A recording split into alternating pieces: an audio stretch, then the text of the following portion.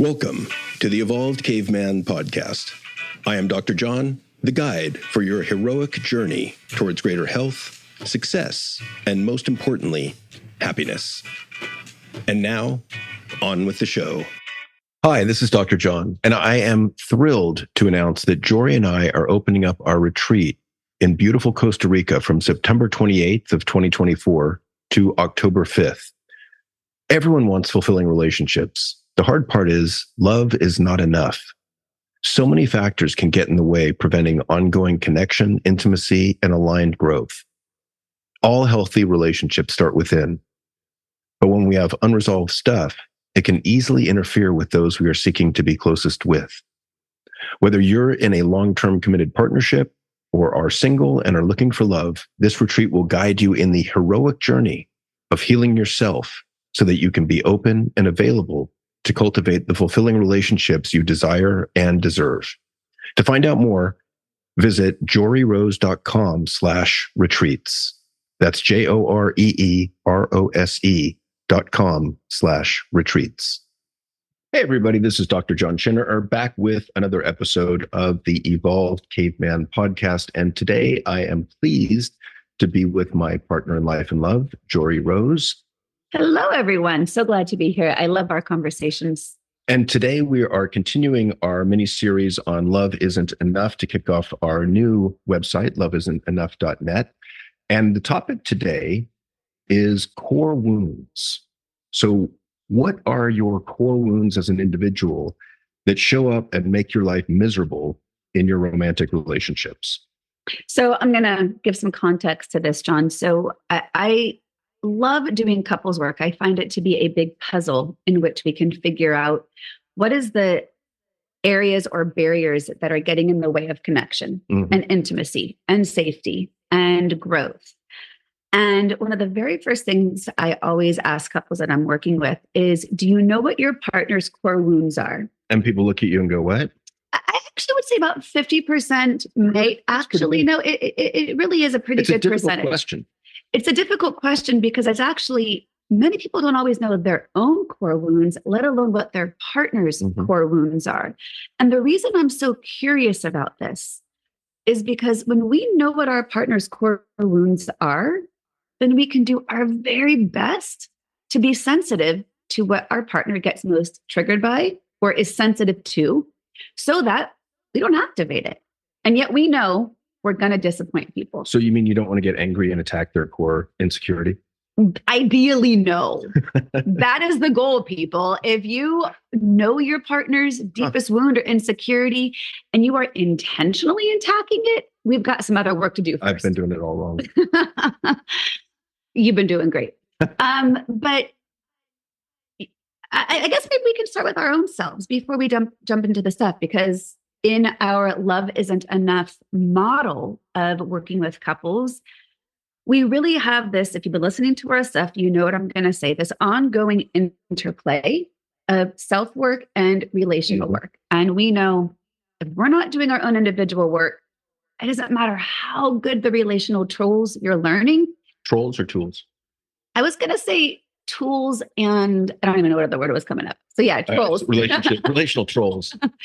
Relational tools. Maybe it's a Monday, John. Cut me some slack. I just want to be clear for the audience. My core wound of insecurity. Can you be a little gentler with my mess up of my words, please?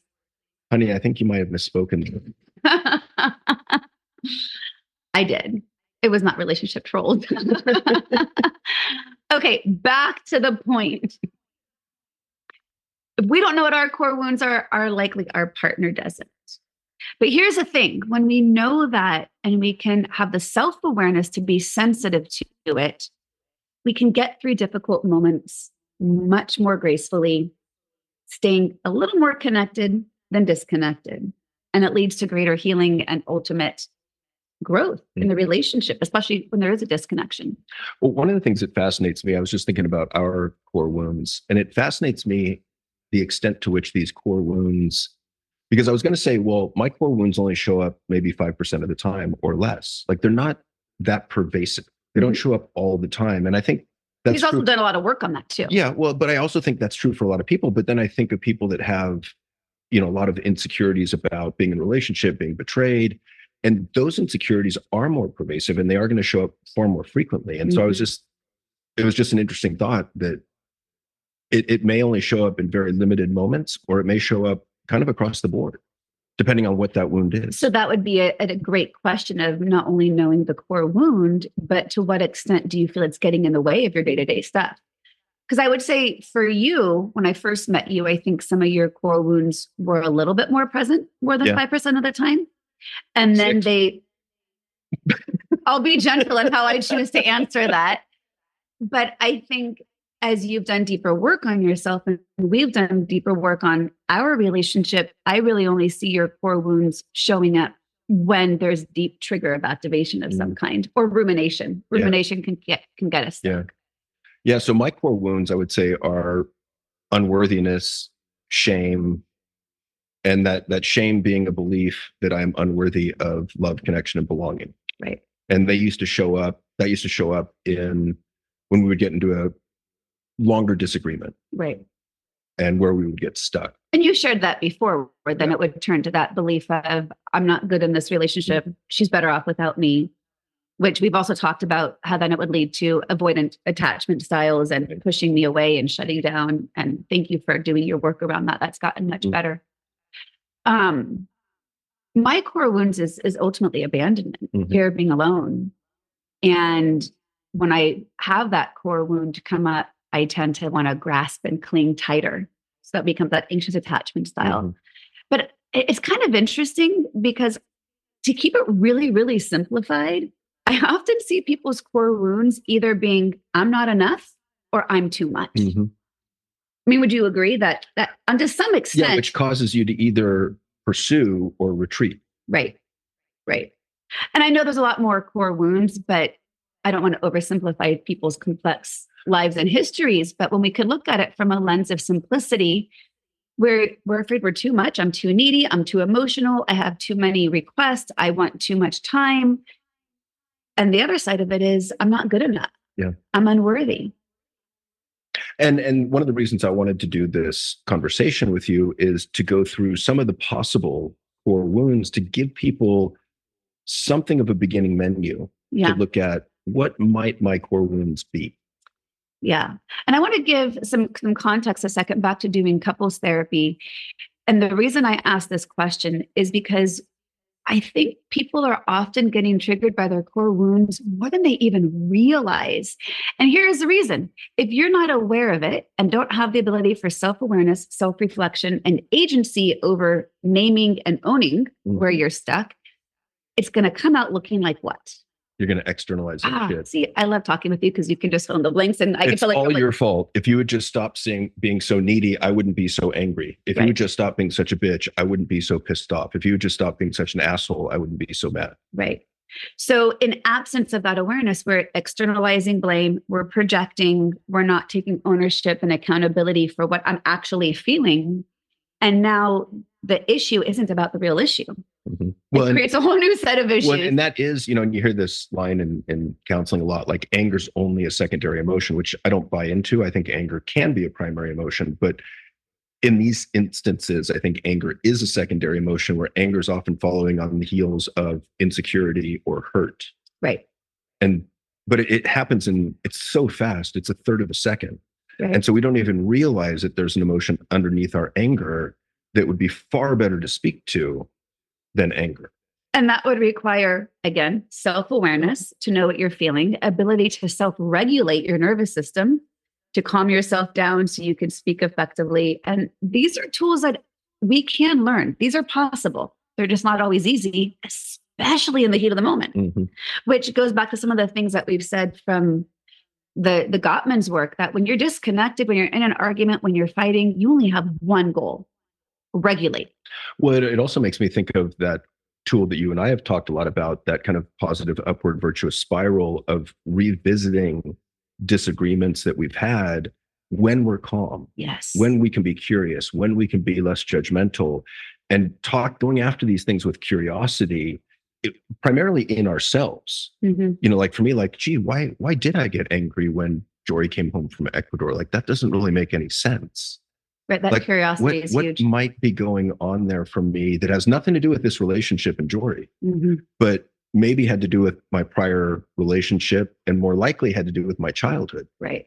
Because it's that childhood and where our brain gets wired for understanding love and relationships. So then see things through that lens. And then once we start to uncover some of that and be like, oh yeah, my parents used to leave me somewhat frequently and they would go away for long trips and leave us with babysitters. And that was kind of semi-traumatic for me and I didn't feel safe. Incidents that happened. And once I can bring that to the surface, it gives me more understanding for myself and my own triggers, but it also gives you more understanding and compassion from my triggers. Right. And then greater ability to resolve it more relationally. So before we jump in, given what you just said of that ability to revisit, can you describe your own journey on what that's been for you? Because I think this is it's always so helpful to remind couples, because you used to get really annoyed when I would bring something back up. Oh, it was awful. All I was trying to, I came from the mindset of, look, I don't care if we're disconnected. Well, I care, of course. I don't mind if we get disconnected or into an argument, as long as we learn something from it and we can grow from it. It's going to happen. So at least let's make it useful for our relationship. Well, and I think in the beginning of our relationship, we would get in a disagreement. We would get it to a resolution, or I thought it was resolved. And then, a day, 2, 3 days later, we'd be on a walk and you'd be like, hey, can we go back and talk about that argument that we had a few days ago? Because I'm not really feeling 100% resolved. And when that first came up, it was like the eye roll internally. It was like, oh shit, we got to talk about this again. That wasn't just internal love. No, I said the eye roll, and then the response was external. The eye roll was external. That was completely. But sometimes you would say, shit, I thought we were done with this. No, because I didn't want to go into another uncomfortable conversation. Well, you likely didn't want to get re-triggered, and you didn't want to have to go down that spiral. Yeah, and so I think I was afraid of having that emotion come back up. Right, and so you were self-protecting. If we look at what was happening, of you and us, right, of me, you and us, but over time I realized that no, this is actually a really good tool strategy to go back and revisit these talks. And one of the things we learned from Charlie Bloom, which I think was brilliant, if one of us isn't complete in a disagreement, then the relationship isn't complete. Neither one of us is complete. We can't get complete. We can't get to true resolution until we're both resolved. So if one of us is having emotions that keep coming up about it, or thoughts that keep coming up about it, then it's important to go back and take another look at it. Right. Which requires grace from the other partner to say, wow, I see you're still feeling stuck. And I'm happy to keep working through this. It may not be easy, may not be fun, but I understand that there's something to learn here until we can both get there. Pulling back your perspective and knowing that this is the best strategy for dealing with these long-term or difficult conversations or issues, because I've really seen it's made a huge difference for us over the long haul, where we've actually come to resolution on a number of issues where we can finally put them to bed and just put them in the past. And to be honest, that may have taken 2, 3, 4 times. Or more. I don't even know. Right. But the further distance you get from the triggered conversation, the greater ability you're going to have to get to that point of resolution, because your nervous system won't be as activated. So, kind of going back to what I ask new couples is, what is your partner's core wound? And if they're not really sure of that, what does that even mean? Then it's another way of saying, okay, where do you have your deepest insecurities or insecurities or wounds or pain points? Yeah, it's also kind of looking for patterns of where you get triggered. And that even takes some work too. Sure, because again, if you're used to externalizing, well, I don't get triggered. I just don't like it being a bitch. I don't get triggered. I just don't like it when he's angry. I always assume the positive intentions with my partner. Yeah, and then we see that it gets externalized, and that doesn't happen. Yeah. And that's common. And look, you guys, none of this is going to be a one and done. This is really an opportunity for exploration into yourself so that you are more present and available with your partner. And I think a big piece of this is practicing radical accountability for one's own shit. Yeah. Like if it's my anger, it's my issue. Right. Well, we also love that phrase. I think it's a Terry Real comment that if it's hysterical, it's historical. So the more activated you get, the longer it's likely been stuck inside of you. Yeah, the more likely it is to go away in your past. But I do want to say, part of what this looks like in practice is one of the things I absolutely love most about you, John, is how deeply you feel. And at times it can be one of the most frustrating things. Both ways. Because it can make you highly sensitive. And 95% of the time, I think that's one of your greatest strengths. It makes you a great partner, a great father, and allows you to do your work so effectively with clients. But my point in saying this is I also know that when it's its strength, it can also be deeply activated, but it's also my accountability, my own agency around how to best communicate with you about that. So like my ex, for example, wasn't as highly sensitive, or if he was in ways that didn't show up in the ways that you might feel that. So I had to learn if I want to be able to be heard or get a need met or have a request, it was up to me to communicate to you in the best possible way you could hear it. Showing up bluntly and stating it was never going to be the way for you to be able to receive any feedback or a request. Mm-hmm. So knowing his core wound of sensitivity and worthiness gave me information of how to best communicate to you. Well, and it's interesting because that sensitivity and self-worth was also tied into my deep emotional sensitivity. Right. Because to me, when I couldn't manage my emotions in those moments, I was like, screw it. Right. I shouldn't be in a relationship. So that's an example of how I would attend to your core wound or deepest insecurity or sensitivity. What would be one that you would shift knowing what mine was? Well, I think knowing that it's abandonment and insecurity over abandonment, I try to over communicate with you. Mm-hmm. I try to let you know when I'm leaving, when I'm home. I try to let you know where I'm at.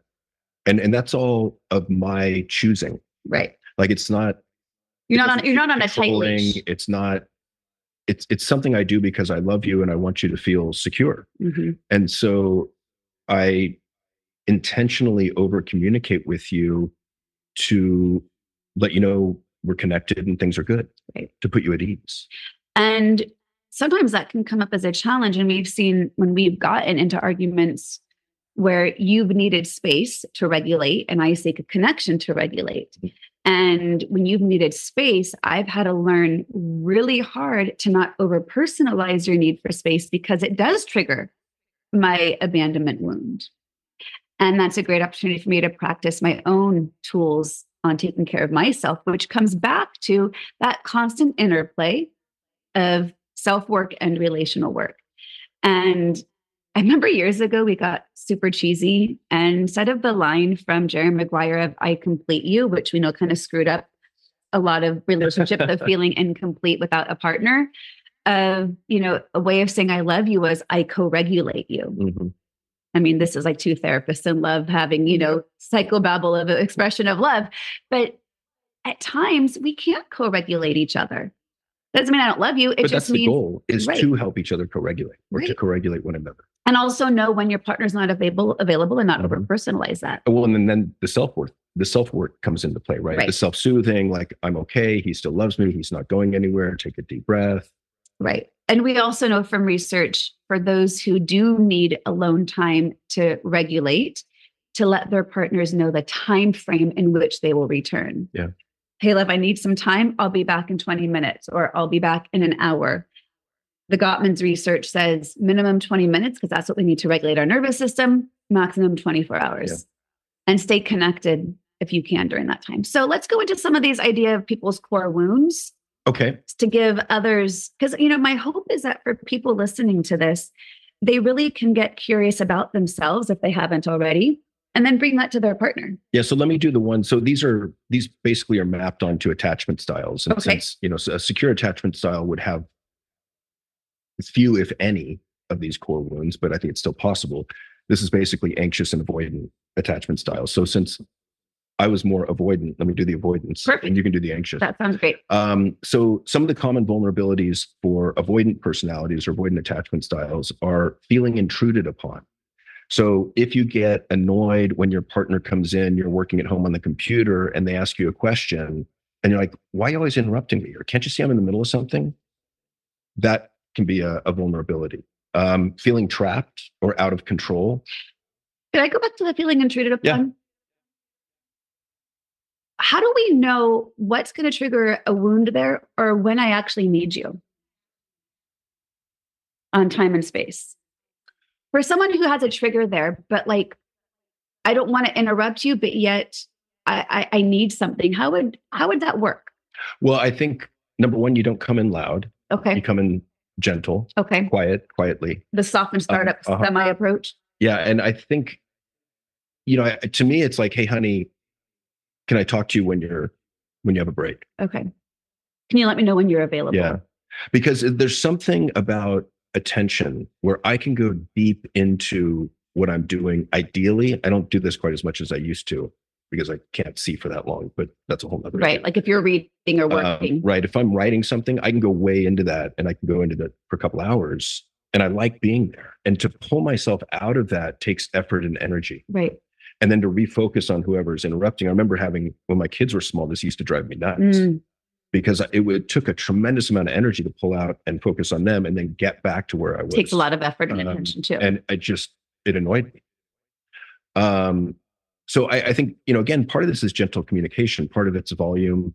And part of it for me, my work in this is reminding myself that there's no foul being committed here. They're just trying to get my attention. This isn't personal. It's not. And I've had to work on this over the years that, it used to annoy me much more. Now I'm pretty good about it. Right. I think it comes back to that interesting idea of feeling positive intent, assuming positive intent. If I assume someone doesn't respect me, then any intrusion on time or space might feel like a greater offense. Well, and I think this is a great example of that interplay between self and relational work, right? Like, how do I communicate with my partner in a way that's going to best be heard? Right. And then as the receiver of that, how do I work within myself to make sure that I'm receiving my partner's communication in a way that doesn't hurt their feelings or drive them away? Right. And I call that the reciprocity of needs, right? If I can meet your needs, I'll have a much likelihood of getting my needs met in return. But I want to give like real tangible examples for each of these. So I didn't mean to interrupt. Yeah, that's okay. Okay. So the next one is feeling trapped. And you could also say feeling out of control, but I at times will get that feeling of claustrophobia.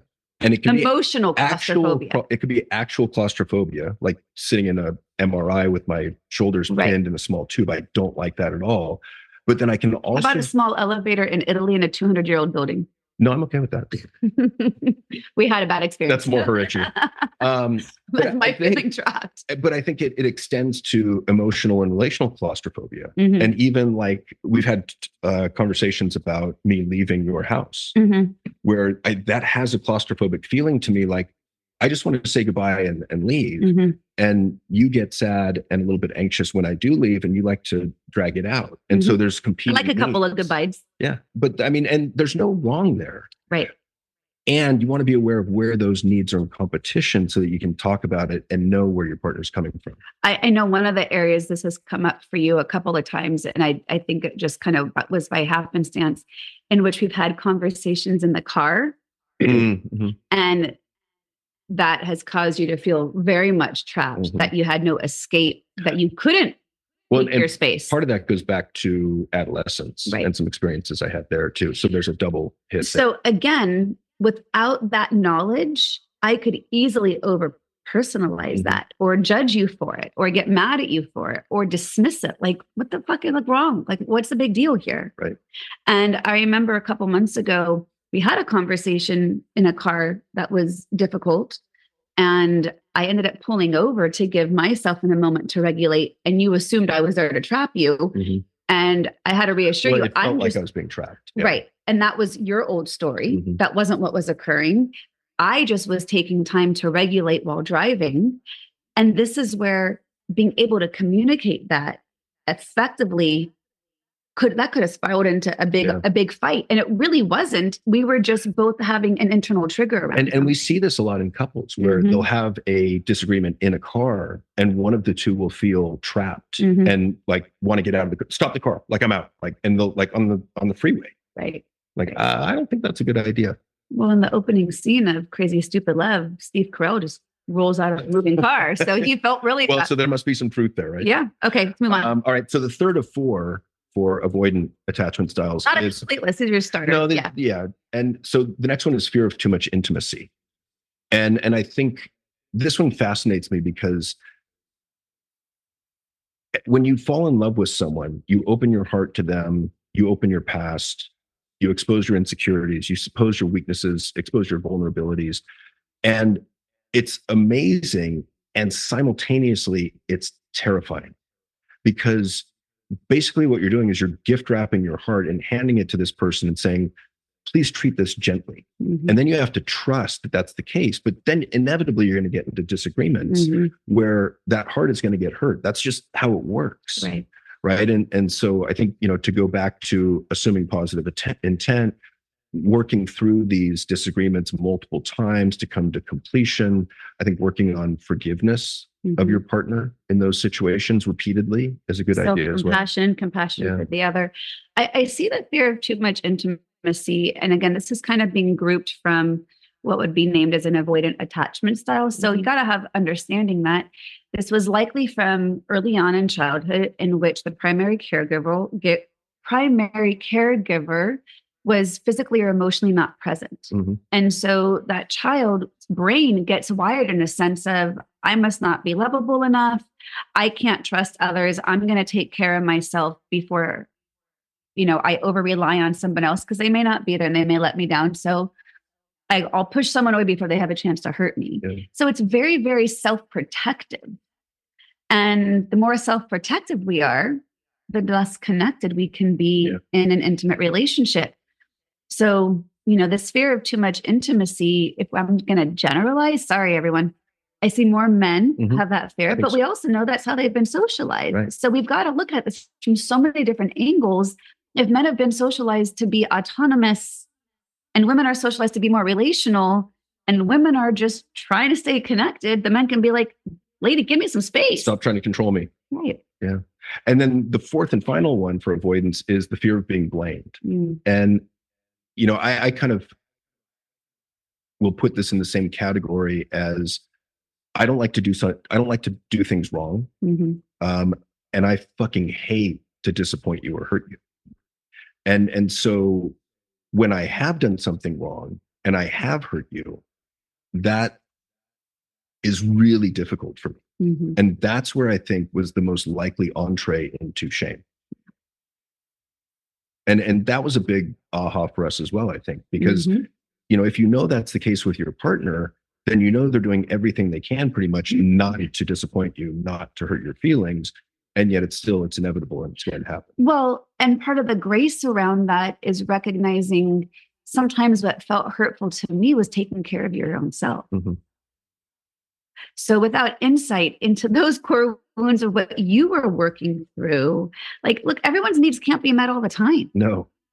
And so again, I keep coming back to this word of grace. Let's just have some spaciousness and some compassion that it's a fucking miracle any relationship works. I mean, we are feeling beings who don't always think clearly, who have a myriad of wounds and traumas. And for any of you, especially men listening, who don't believe you have traumas, you're not looking at yourself with the lens through understanding how experiences have impacted you. Well, and again, I like Faith Harper's definition of trauma as anything that disconnects us from a feeling of safety. And growing up in the man box culture, we got that shit all the time. Right. That's daily existence for us.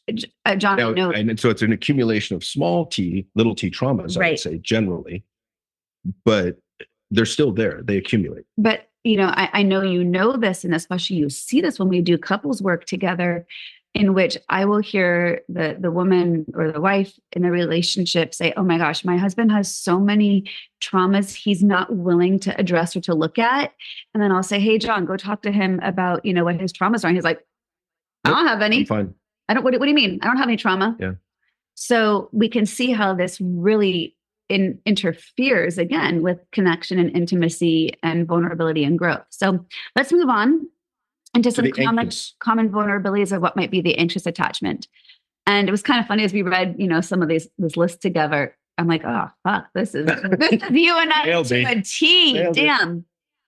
The good news is, you guys, secure attachments are possible. So just because you might have had a pattern or a history of anxious or avoidant does not mean you're stuck there. And that's the goal, is to create a secure attachment style with the right partner by going after some of these insecurities or all of them and vulnerabilities. And let's again get vulnerable for a second. We've been together 8.5 years.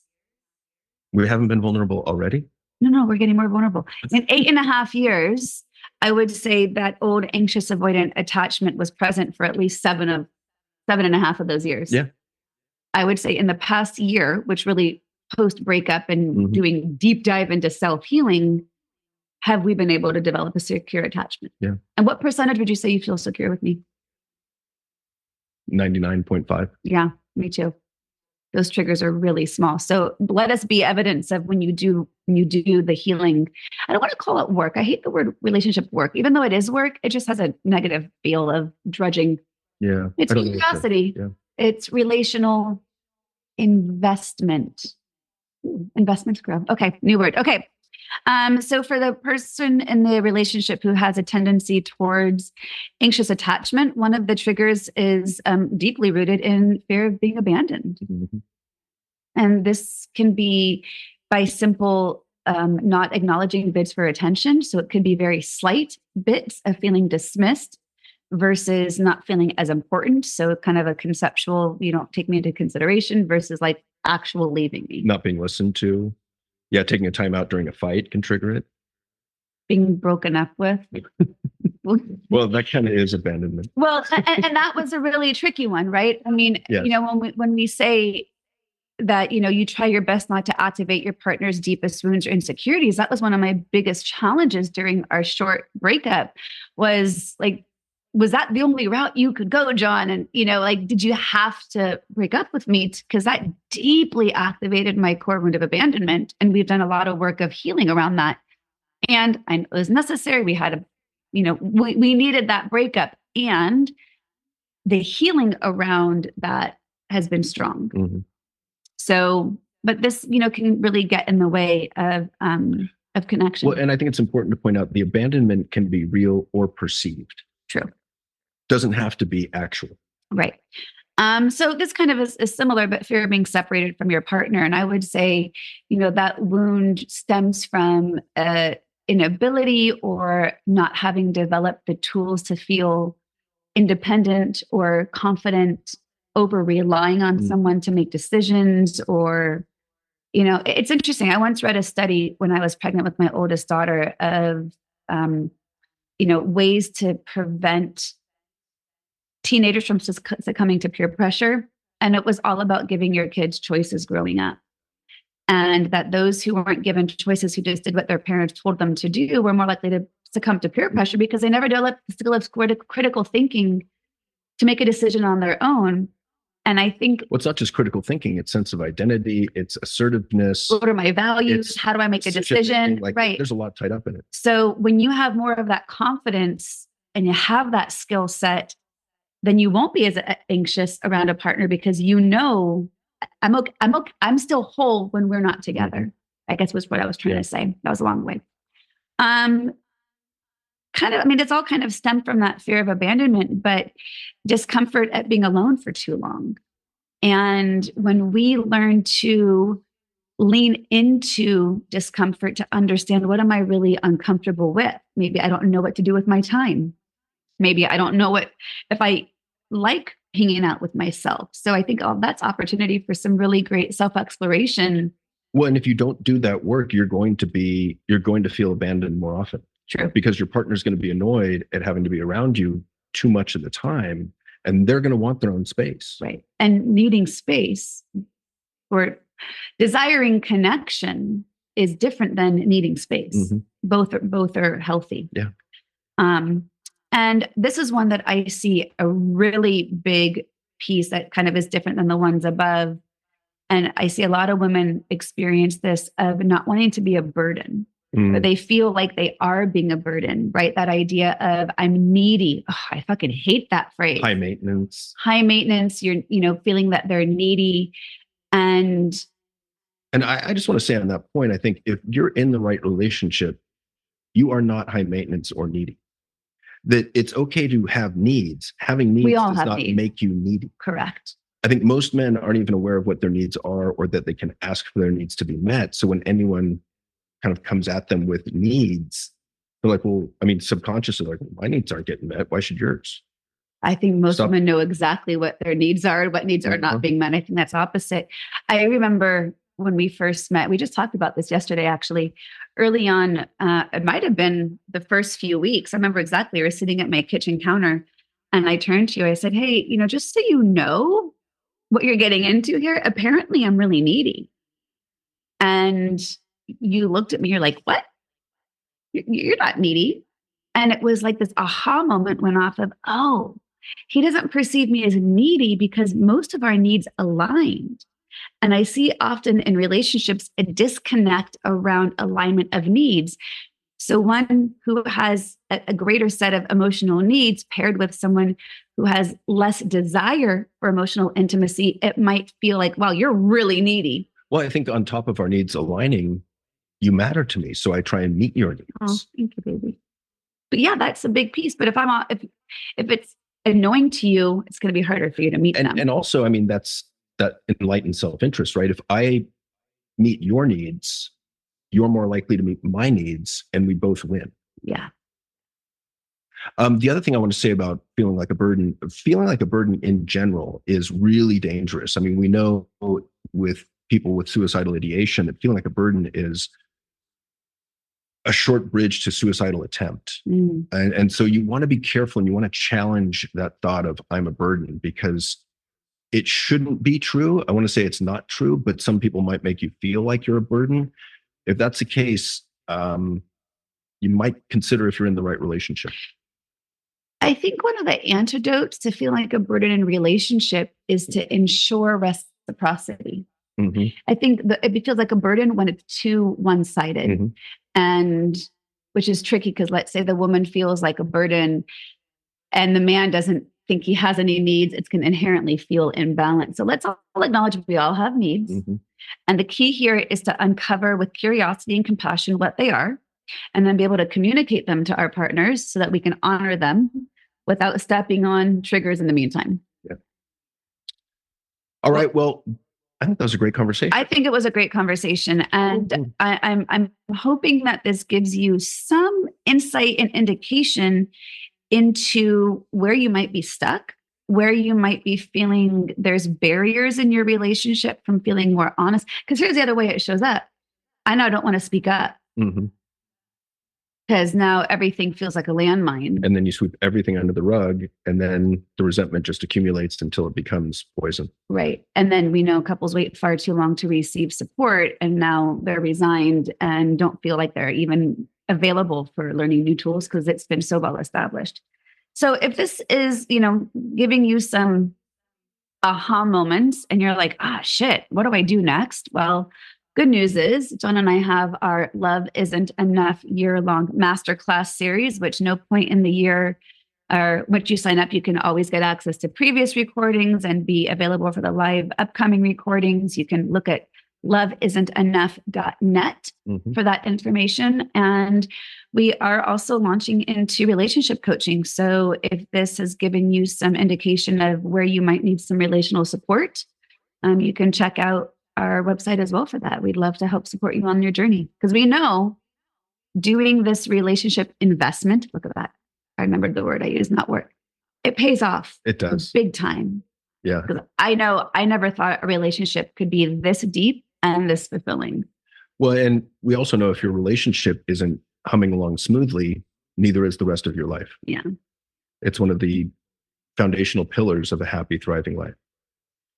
Thanks for this conversation. You are most welcome. Thanks for joining me. Thank you for investing so much in our relationship. Yeah. I appreciate it. And thank you for your growth as well. Thank you. And that is it for this episode of the Evolved Caveman podcast. Thank you so much for your time and attention. If you like this, please be sure to rate, review, and share. It's how we grow the podcast and get new listeners. If you didn't like it, you don't have to do a damn thing. Thanks so much. Until next time. Thank you for listening to the Evolved Caveman podcast. If you like what you've heard, support us by subscribing, leaving reviews, and sharing the podcast with friends and colleagues. For the latest, most powerful tools to connect with like-minded men, join the Facebook group at The Evolved Caveman. Follow Dr. John on Instagram at The Evolved Caveman, all one word, or join the email list by visiting guidetoself.com.